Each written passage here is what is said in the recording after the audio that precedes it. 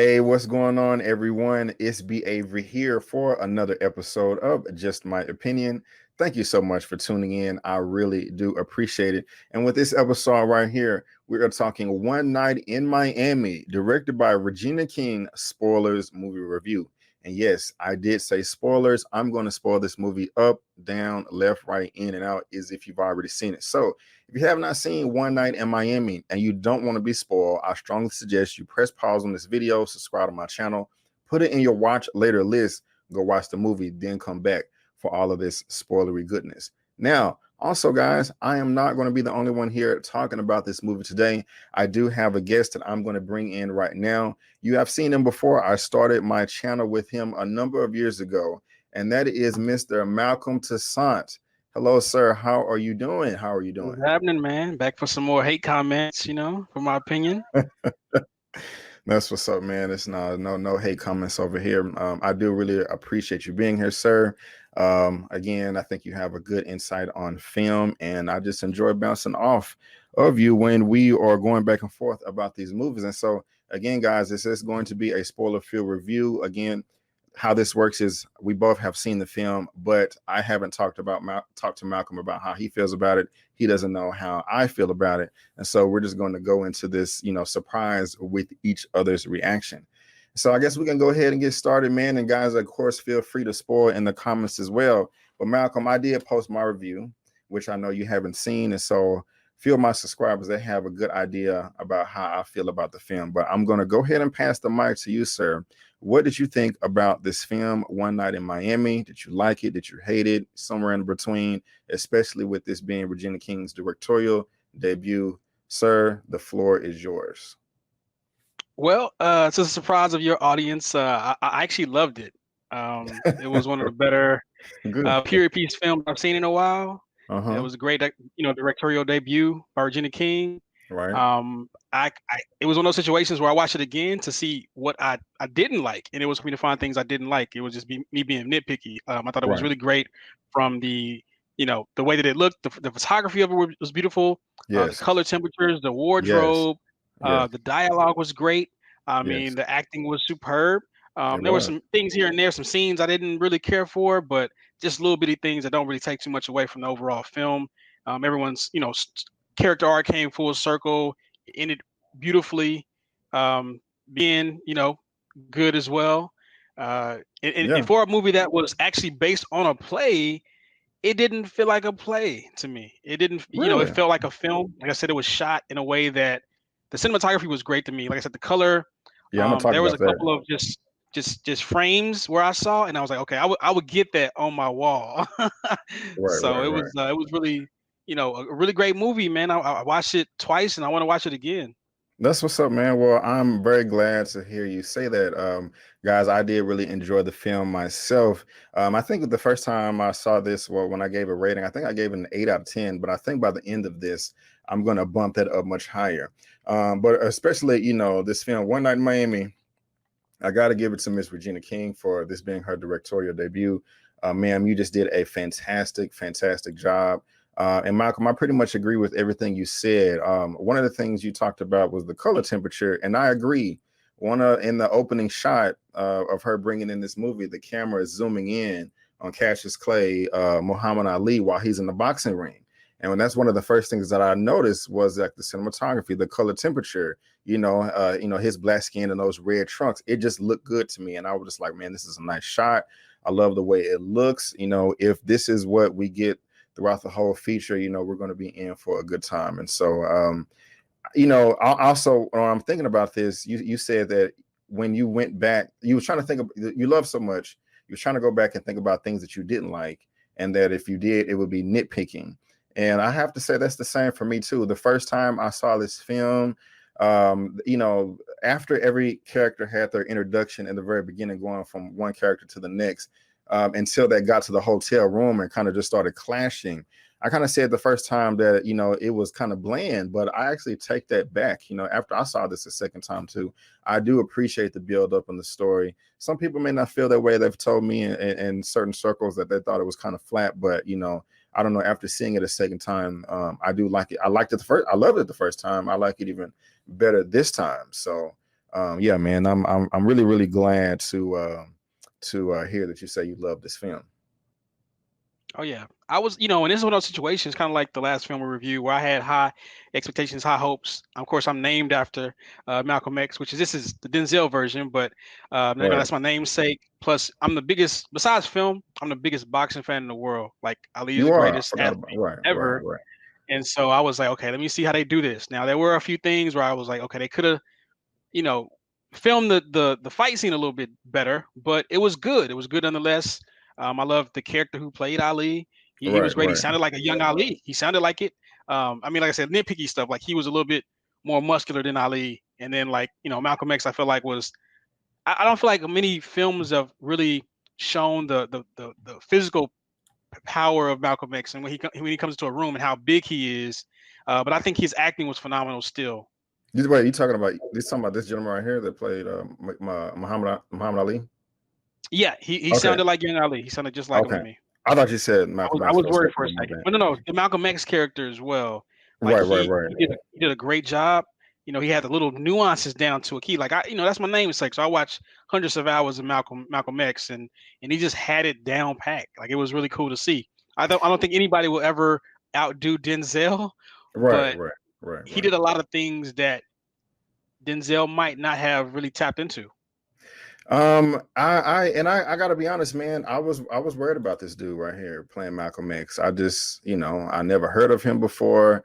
Malcolm X is a very important figure to us all. Very passionate, a textbook example of somebody just being unapologetic. And but he did a good job. He did. When he was going back and forth with Sam Cooke, in that hotel room, I felt all of his frustration. So I would be lying if I said that he didn't do well in his performance. But let me back up real quick, man. Something else that I really did appreciate what Regina King did in this film was how she dealt with racism and how it comes in many different forms. One of the scenes that stood out to me the most was Aldous Hodge, who played Jim Brown, how he was showing up to the house at the very beginning, Mr. Carlton, and the granddaughter came to the door, and he's like, hey, I'm here to see so and so, and she's like, I'm from the NFL. Well, he said I'm Jim Brown, and she was like, the NFL, and she was ecstatic, and I'm thinking that when he came out there, and they was conversing, going back, I thought this was a pretty good relationship. He's extending him an olive branch, just like, hey man, I like you. We've been looking, our family's been looking out for each other since we settled on this island so many years ago. If you need anything, reach out. Hey, a glass of lemonade. I really thought they had a good rapport. And then when he tried to offer to go help her move the furniture, he was the white supremacist. Oh, that's what Mr. Carlton is, a white supremacist, a racist white supremacist. He just said it so casual, just we can't let niggas in the house, but that was such a nice gesture. I was just like, God, dog. But I think that Regina did a good job of framing all of their stories and their struggles with race at the very beginning, right? Like one of my favorites was when they showed Malcolm X, and they had the news on, and they were just talking about it just reminded me like Fox News, right? It was just so biased in the way they were framing Malcolm X and the nation. I'm like, man, like this is kind of crazy. Life of Muhammad, yeah. Yeah, so it's just I got it. It kind of set the tone for what they were going through and how the conversation might go. I mean, I didn't really know what the conversation was going to be in this hotel room, so I had an idea, but I just really didn't really understand. And I feel like the relationship between we'll get there wherever you want to go next. But the relationship between, you said, Sam and Malcolm, like that was like Booker and W.E.B. Du Bois to me. Like it just was this dynamic, that really.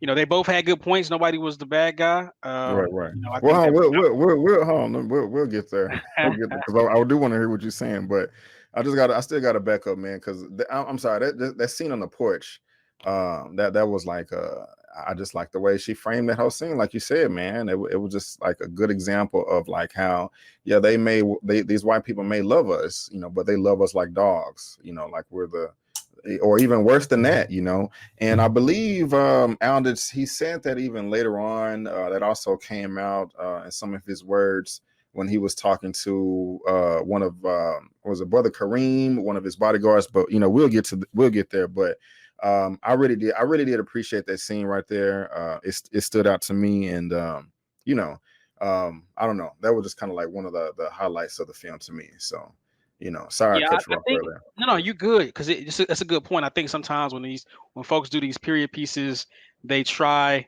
to maybe they sugarcoat things. This is like, okay, this is the good white person. You know what I mean? They try to put that person in there somewhere, but it's like, no, that's not the case here. That's not James Brown's experience, right? Like it's just the Right, dynamic of race back then, especially like you're just more open with the racism, and it's like it's not really a good or bad thing. It's just that's a part of what white people did in general, and how it was in the South. So, right, I right, think that was a good way of showing that, and it was startling. It was shocking to a lot of people, I'm pretty sure, but right. that was just the reality. So I'm glad that she put that out there and didn't sugarcoat it like some Yeah, yeah. filmmakers might do. Right. Yeah, I agree 100%. Now, somebody I want to ask you about is Sam Cooke. I'm not an expert on Sam Cooke. I've heard his music before, played by Leslie Odom Jr.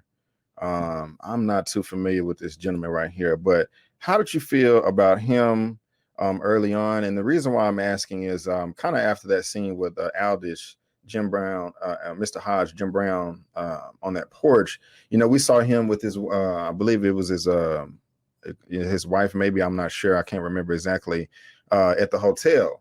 And something that also just stood out to me. She said that she liked the hotel where they were. It was nice and all that good stuff. But she would rather be, where the black people are. Right. But I just kind of want to know how you feel about his character as a whole.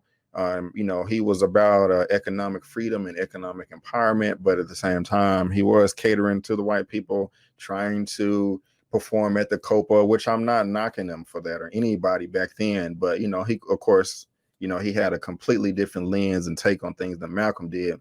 But, him wanting to be at the hotel that really didn't want him to be there, him wanting to perform at the Copa. And of course, we saw how, he did a horrible job. They wasn't receptive of him all. But how do you feel about his role and his involvement in this film? I think he was an integral piece, like his whole story arc. I mean, really, like it was about his growth, and it's to a certain extent. Right. Um, like nothing. I don't think he was wrong on any front. Because I mean, it's like that now. Even when we go through that in real life, people, it's places in, where we are that don't allow black folks like that.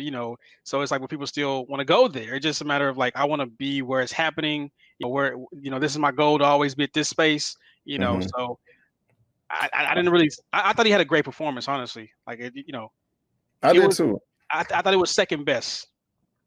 Okay. Well, tell me who's first, best, in the second. But I liked him too, man. I thought it was a great performance, and something you just said is growth, because his character did grow to me in the film. Because early on when I was watching, I was just like, oh, come on, brother. Why you trying to please the white people? You shouldn't do that. You should have. I was agreeing with Malcolm that all that energy that you're trying to serve to white people for acceptance, you should use that to galvanize black people. So initially I was just like kind of side eye towards him, but towards the end when he started dropping that knowledge, like, oh, no, my boy Bobby over here, he the owner of the song, we get these royalty checks, we was 94 on the Billboard, but they made it to 1, but we getting the money, and I like that was like, okay, I need to humble myself. I don't know what I'm talking about. I cannot judge this man. You know what I'm saying? I'm thinking that he should be liberating black people this way, but he is doing this over here, getting the bag, getting the money on the other hand. And so I was just like, I had to kind of just like, okay. And he had a lot of great points too. I mean, Yeah. he was talking about the future where it's not going to be, you look at, hip hop charts now, and it's like, it's hip hop. Hip hop is the #1 art form in the world. And Right. in some cases, we, in a sense, we are, the main people on the pop charts. So it's like he saw that, and he saw where the money was going, and so he didn't really care to push as much as Malcolm did. But I just felt like it was a healthy dynamic. Yeah, Malcolm was a little bit, agitated about it, but I felt both sides. Right. It reminded me almost. It's almost like Killmonger in Black Panther. Like, okay, he's not really, Sam Cooke wasn't really a bad guy in that sense, right? Like, he just like, Right. okay, you don't fully disagree with him. Maybe you don't like the way he's doing it, or you don't fully understand it, but you can see why it makes sense. Right. Now, moving on, man. I want to talk to you about when they was up on the roof, up here. When they after they get to the hotel, of course they're disappointed. They're trying to party. Jim Brown was like, "Hey, I'm trying to get some P word." He trying to get some behind. It was kind of funny. Just, I mean, this was kind of like a fun moment, just kind of seeing how frustrated they were. Like, this dude, it's not a world champion. He trying to party. And Malcolm was like, "Nah, man, let's have a meeting, heart to heart." And so I kind of was tickled, right there. But initially they're kind of bumping. One of the guards comes in, and while Malcolm's down there, he's trying to get autographs and things like that. I like the way she showed how skeptical all the other ones were about, religion and, Islam and being a Muslim, and they were just kind of honest on how they felt about it. Religion, spirituality, all of that is very sensitive. Sometimes best friends don't even talk about it amongst themselves, but I like the dialogue here, between all the cast, all the actors, and dealing with that, that bodyguard came in there, the light-skinned gentleman, and he was asking, does he have any regrets, sacrificing things, pork chops. No, it was a few other things he said. And he said that he regrets, not joining at a younger age, and then Jim Brown was just like, well, hey, that's just the difference. But what's the difference between, was it religion and the gang or something like that? Or I forgot exactly what he said, but I remember talking about how important it stood out to me, and I can't even remember exactly what he said, but I like the scene. I recall that scene. Yeah.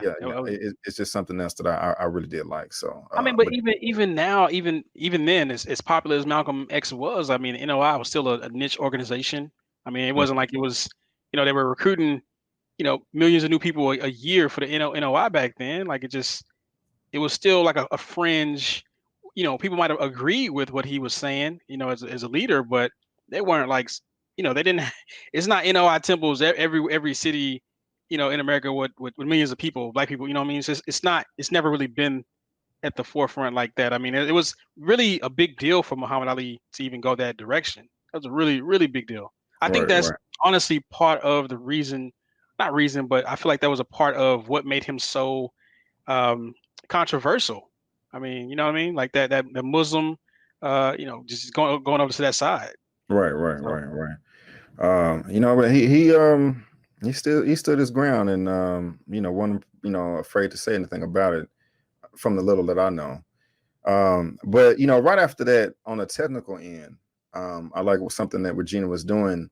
Malcolm was kind of just looking out the window, paranoid, rightfully so, because he felt the white man was following him. We also got some shots, some images that looked like some of the people in his camp were working, with the enemy. And as he was walking around the whole real life, huh? That's based on real life. Of course. But as he was walking around the hotel room, the motel room, the camera, I like the way the camera was following him as he was looking for the bugs. It added a bit of an intensity to the scene to me. I love long takes. I talk about that all the time, and I don't know. I'm just kind of geeking out right now. I'm just like, look at you, Regina. I love it. You're killing this right now in your debut. So I don't know. I really did like that. I love that too. Like I said, I mean, most directors aren't really bold enough to take a play and make it into a movie and make it a great movie, because it's hard, especially when it's not a lot of locations. And like I was really shocked because I read some reviews and people weren't really feeling it because of that. And so I was like, let me see it for myself and just see what my thoughts are. And I just, it didn't bother me at all. I did not know that this was based on a play. Yeah. That's okay. That's what's up. Now, I gotta look into that. It was written by Kemp Powers. I think he was also part of the Soul movie, which we still may need to talk about sometime. But I digress. Now I want to move over to the rooftop scene. The rooftop scene. This is one of the best scenes to me right here. This is where the opinions and the feelings and the emotions really just started to come out. But before I dig too deep, something that I did like was the brief confrontation they had, with Malcolm and Sam going back and forth. and then Brother Cream came out there. I like the way Brother Cream stepped up, but I like the way Jim Brown stepped up too. Cooler heads prevail, but I I don't know. It was just and it was entertaining, to me. Of course I don't want them to fight, but I love that scene. I love that section. It was just another great performance by everybody involved, I thought. Yeah, and there's another scene where I say that it was beautifully photographed. I mean, it was a lot of scenes in there where it's like I could just take that one shot and put it on my wall. Like I said that quite a bit, and I really love that. Yep, this when they looked at the fireworks, that's one. I really love that shot. That's what's up. Yeah. So, that's a better one right there. I didn't even look and see who was the cinematographer of this film either, but they did a great job. Oh yeah, I should probably look that up. But this right here was one of the better scenes to me. Do you feel like anybody was out of pocket? As far as and this is the cinematographer right here, Tammy Riker.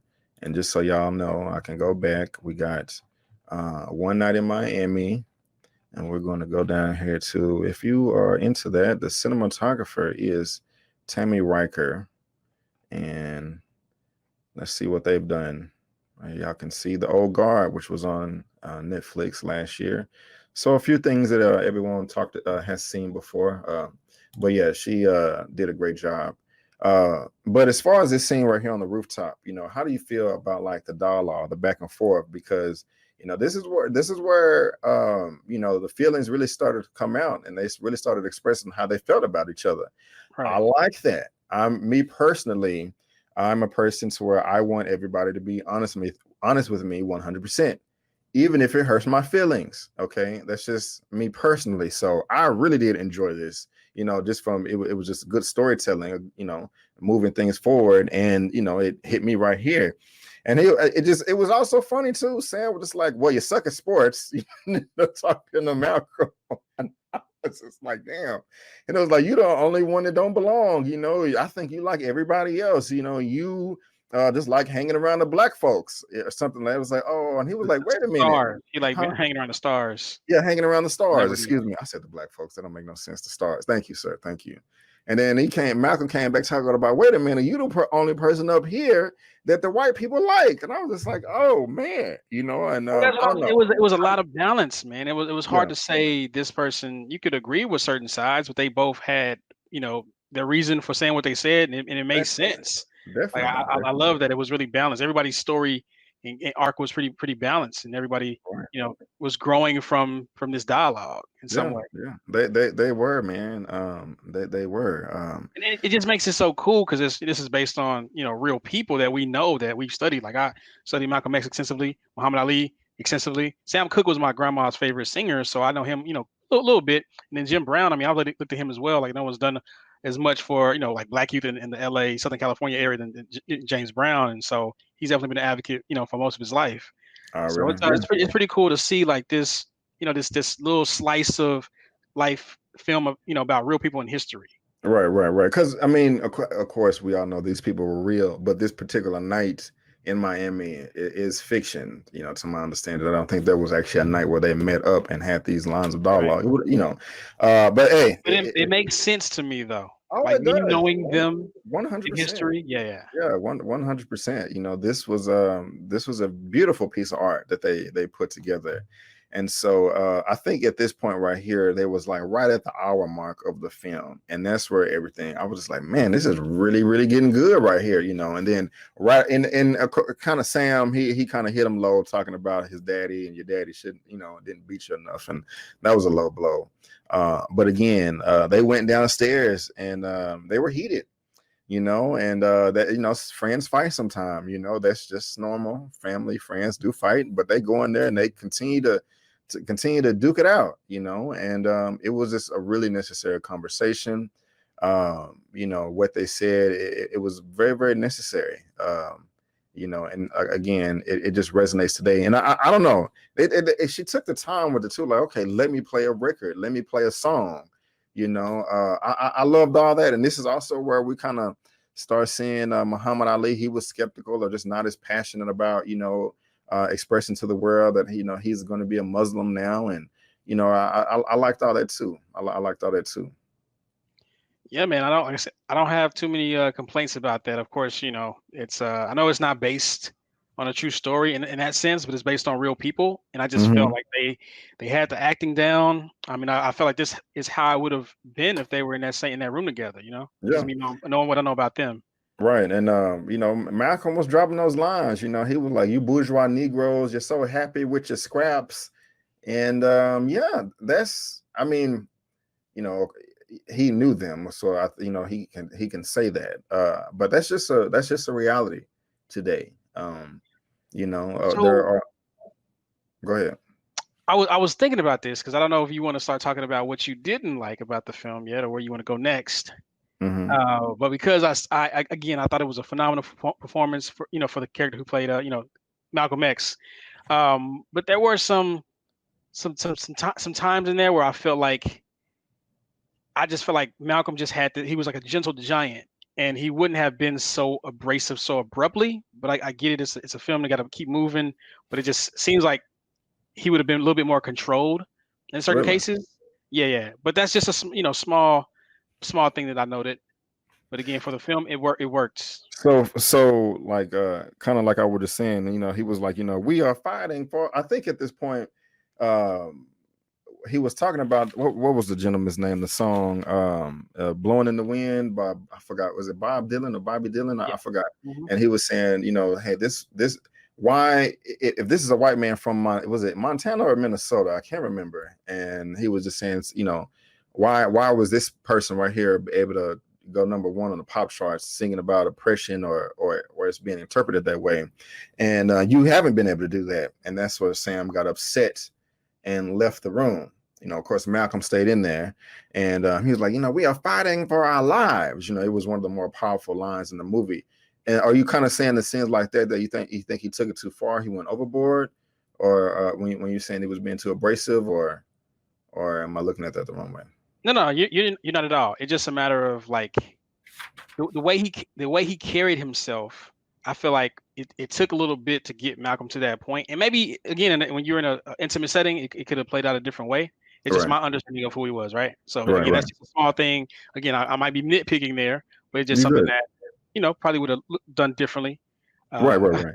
Because he was not holding any punches, man. He said, you are a wind up toy in a magic box, a monkey, and he wasn't calling them that. He was saying this is how they see you, just clarify.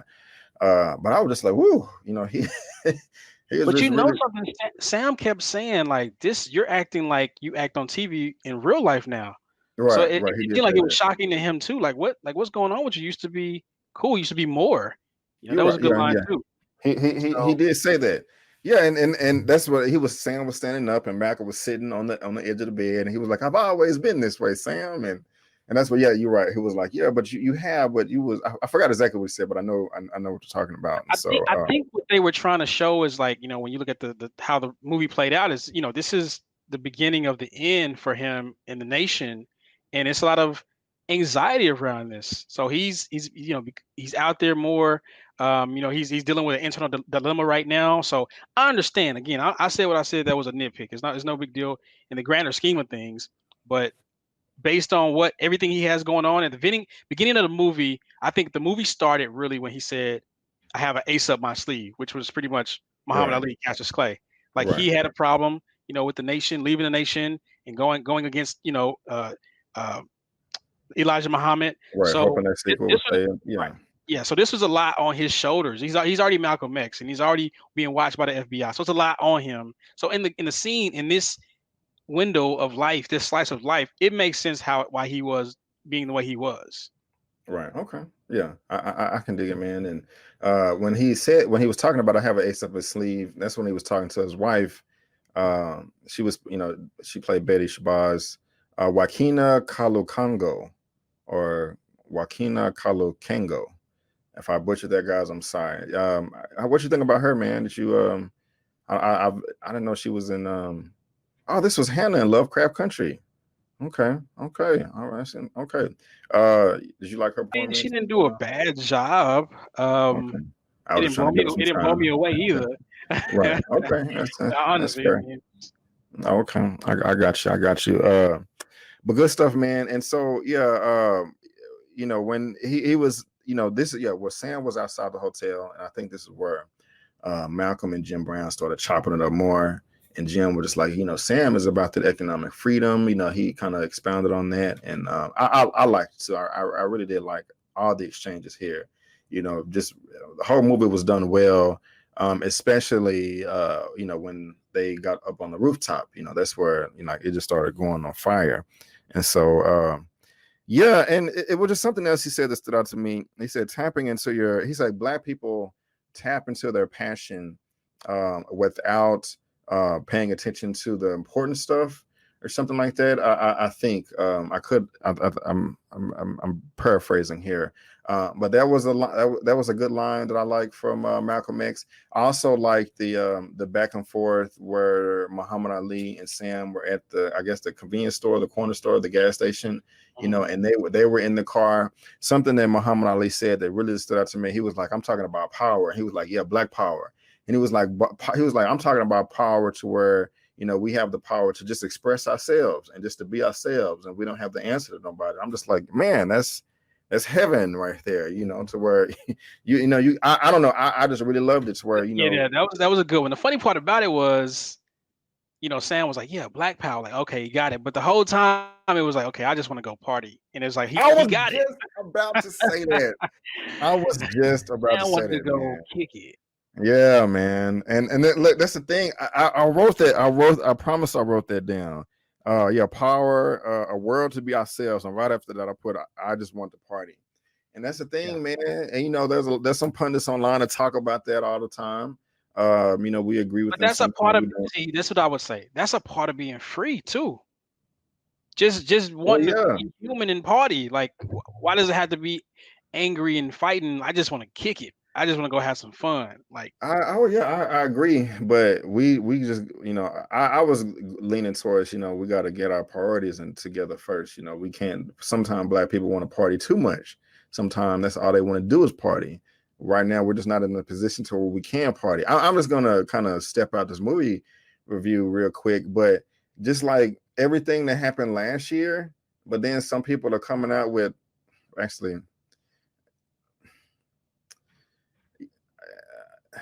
I'm okay. Look, I'm not gonna lie. With everything that happened last summer, but then seeing so much hype around certain songs that are released, and people, just doing these challenges and stuff, it was very frustrating for me. I'm just like, I'm not trying to judge nobody either. You know what I'm saying? It's just like there's a time and a place for everything. And the line in the movie that's just kind of like it just stood out to me to where, sometimes Black people just want to party too much or party all the time, and we just can't afford that right now. So that's the sad part about just the Black experience in general, though, right? Because you just want to party, you just want to have fun, you just want to be human. You just want to. It's kind of like you just want to be like a white person, right? You want to be a fully fledged human being, just be able to go out here and love and be No free, and question. party with No no Karens. judgment. You know what I'm saying? No worries. Right. So no cops. It's nothing wrong with the Black folks that just want to party. Nothing was wrong with Sam Cooke. I mean, this dude has done well. He's doing what he loves. He's traveling the world. He got everything he wants. Why can't he party? Right. He might need to fight too, but I mean, it's a tough ask if that's you've reached that space. Yeah. And I'm not judging. I'm not, rest in peace, my brother. I'm not judging him or his mindset. I'm not. I'm not. I would never do that. So I just want to clarify that. But I think one of the things that everyone can take away from this film is just how important every line of dialogue was, and how important it was back then, and how important it is still today. And so, like, a lesson they can learn is like, look, guys, we haven't moved up the economic ladder at all since the mid 60s. And I mean, there's data that suggests that we're even worse now. So instead of repeating the same mistakes, we have to know our history for two reasons. One, just to know who we are, but more important, so we don't make the mistakes that we made in the past, and we won't be in this mess another 50 years from now. I mean, that's just the biggest takeaway for me. And especially that party line of dialogue right there. Right. right after that, though, I love how they kind of made up, through more conversation with Malcolm and Sam. He was frustrated. Like, look, I'm done with you tonight. I'm tired of. I don't want to answer no more of your questions. He's like, but remember, my brother, where we met. I went to 5 of your shows in Chicago. I went to the one in Boston. His eyes lit up. Oh, you went to that show in Boston where the mic cut out, and I had to freestyle that thing and get part of the crowd. So it was a beautiful moment for me. It was a beautiful scene. I liked again I what was cooler just heads curious, real prevailed. quick though, why he didn't know that he went to 5 shows before. That was one thing that I was like, okay. Wait a minute, what's going on? They friends. He don't know he been this many of my shows. So it's a I little mean, thing. it's still believable to me because I mean, Sam. To correct me if I'm wrong, but he was going around touring around. I don't know how wide his tour was, but if you're doing shows, or you're doing 100 shows, 200 shows, I don't know his career like that. You know, I don't know. Maybe he just. I mean, that's a fair question. I don't know what I'm trying to say. It was just a little bit weird. It took me out of it for a quick second. I felt that, that he was really a fan. I genuinely like you. I like what you bring to the stage and your presence and your command of audiences. You know what I'm saying? I get where they were going with it, but I just didn't understand why he didn't know. My friends, are in plays or movies and they go know that I'm there, Yeah. on premiere night. You know what I mean? They go if they have a second one, I'm there. They go know if they my friend. So that's the only thing that was a little bit jarring to me, right? I got And you. Amen. just real quick, you said something earlier. That's what I loved about this film. That I felt like there wasn't too much fat. You mentioned the Yeah. dialogue, like that Right. everything was necessary, and even Yeah. the scene. At first I was a little bit confused by the when they were in the car, and Sam he just was a little bit more quiet than he normally was. Really, like he didn't really need to say much more. He said Black Power, and he's like he's ready to go party. That's all we needed. It Right. wasn't a lot of fat to trim, from what I saw. I agree. Came in an hour and 54 minutes. And there was a lot of credits. And so, yeah, I just got to give it to, Regina and Kemp Powers. But, we're coming up towards the end of the thing, end of it now. And that's where the reporters start showing up outside.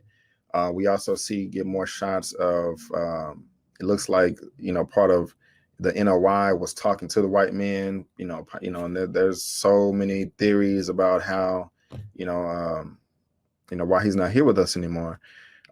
So he was very concerned with that. Regina did a great job with the show don't tell. Some of the closing shots just showing how frustrated Malcolm was and everything that he had, all the torment and things he had to deal with mentally, just not saying anything, just kind of just sitting there, just with just so much frustration and grief and everything bad you can think of. But And the another way it was line of, edited too, yeah, the way that it was edited together was beautiful. having Sam's I was born on the Riverside song, in the background showing the last shots of each hero. Yeah, it was put together quite nice. But what I liked about it, the reveal, of that song, was when Muhammad Ali and Malcolm were outside talking to the press.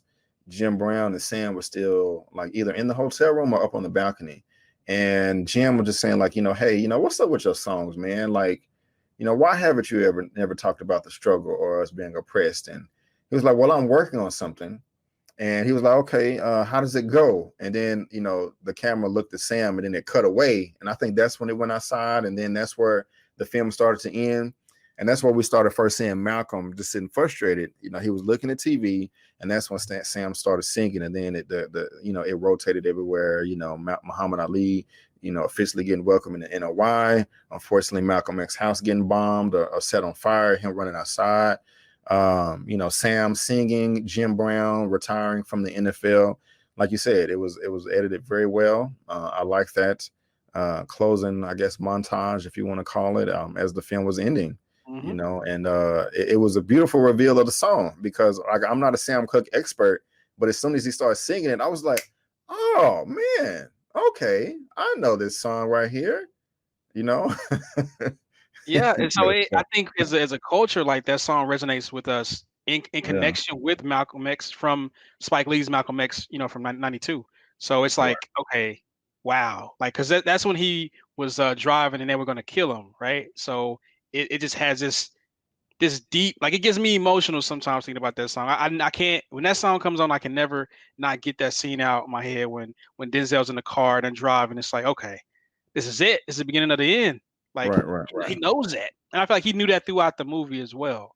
Like he just felt that, with the FBI agents and him talking about, just that anxiety again. It just kind of showed throughout the film. And one more quick note, because I did say that, uh, I wish that they would have showed him more his gentle side.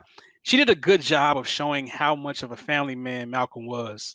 In the phone booth, just the way he talked about and to his wife, and the way he protected his family. Like, so that that again, that was a little bit of a nitpick. She showed that, but maybe not in a room in an intimate setting. So that was a good job. Yeah, I clicked the That wrong pretty picture. I much was trying to click this one. takes all my most of my nitpicks away. Right. And yeah, I was gonna ask, do you I think we pretty much praised this film from beginning to end. We both seen it twice. Gina did such a great job of showing he was such a family man. Yeah. And also one thing too, I know it's a little small thing, but again, I feel like this was a really phenomenal period piece. I feel like when she showed the scenes at the pool, and then also outside the hotel in the daytime, like it just felt like you were there. Like she Right. did a good job. It was really good set design in this film. Yeah, you're right. When he was going back and forth with Angie, talking about the training money and all that. Right. Yeah. And then for those it was only like 5 seconds in the film when they showed the outside of the hotel and people were outside and the cars were there. And again, it was a really great color grading. It was active, full of black folks in their, 60s attire. It just felt real. Like that little small thing really helped quite tremendously. Right on, brother. Right on. And so we're getting to the end of this. I mean, is there anything that you want to say that you just didn't like about the film? Because we praised this thing pretty much from beginning to end. I mean, you said a few things. Is there anything else that you want to get off your chest? Anything? And I'm speaking in a negative. And if you don't have anything, that's fine. I just want to give you an opportunity to. I don't think it's anything that's really worth mentioning. None that really takes away from the story like that. I mean, it might not be everyone's cup of tea because of the, it's not. I don't know what people were expecting. Maybe a high speed chase down the highway, but no, this is not that kind of. No. I never thought that at all. Not People at were all. really disappointed about it being in one room, which I really don't understand what they were Oh expecting. wow! I never heard that complaint at all. Well, my favorite.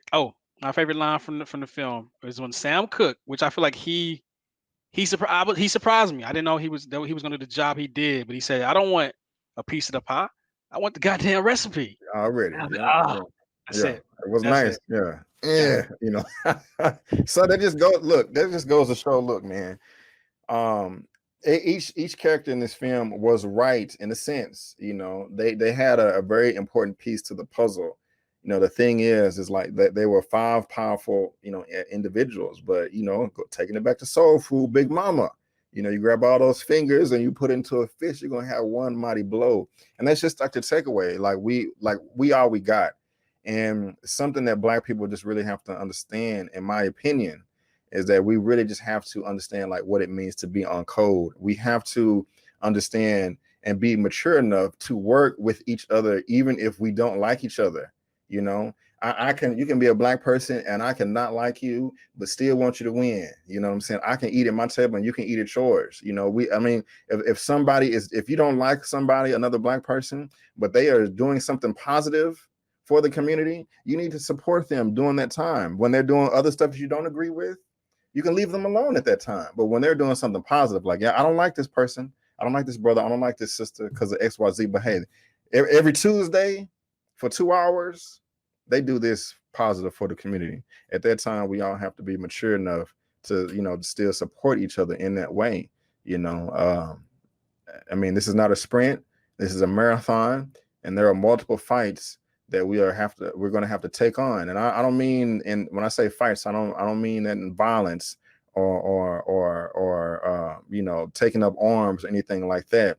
I'm just saying many fights is, group economics, Black politics, labor, law, education. I can go down the list. I really did enjoy the film. And when I was watching it, these are just some of the thoughts that were just running through my mind, and just how important it just to realize is that, hey man, if we don't band together and, just try to work together on all fronts, another 50, 60 years from now, it's going to be the same or worse. And so I gave this film an 8 out of 10 the first time I saw it. I think I'm going to bump it up to a 9 after the second time. These things meant a lot more to me. I really did enjoy it. Malcolm, if you had to rate this out of a 1 out of 10, what would you give it? I rated 9 out of 10. It was a little bit of things here that I nitpick with because I'm very familiar with everyone that was in this film. As far as studying them, reading their biographies. Big fan of Muhammad and I know a lot about James. Jim Brown.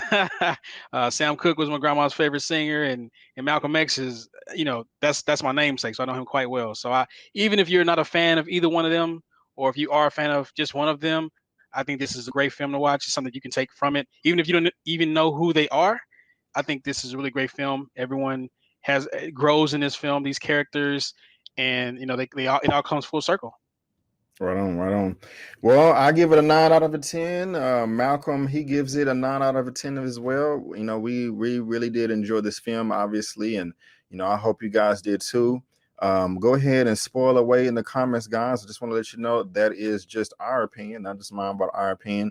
I want to thank you so much for tuning in. If you did like the video, please go ahead and give us a thumbs up and also subscribe to the channel. My next milestone, I'm trying to reach 30,000 subscribers. Will I reach that? Well, I will only do it with your help. You can follow me at social media. You can see it right there on the screen at Just My Opinion 84. That's Instagram, Facebook. Malcolm, where can the good people find you online? I'm on Twitter quite a bit, for Mal with Love. You can catch me on Instagram too if you want, Facebook as well. So right. I think that Twitter I don't tweet as much as I used to, but I'm definitely on there quite a bit. So cool. Well, again, Malcolm, I really did enjoy you joining me today. Thank you very much, sir. I really do appreciate it, and you are welcome to come back anytime, so where we can chop it up like this, spoilers, all that good stuff. That's how we started this thing, and that's exactly how I want to finish it as well. So it is an open invitation to you, sir, and I do appreciate it. But guys, we're about to head out of here, and before you go, again, I just want to thank you so much, and don't forget that my name is Brandon Keith Avery. That's Mr. Tyson, and that's just our opinion. Peace.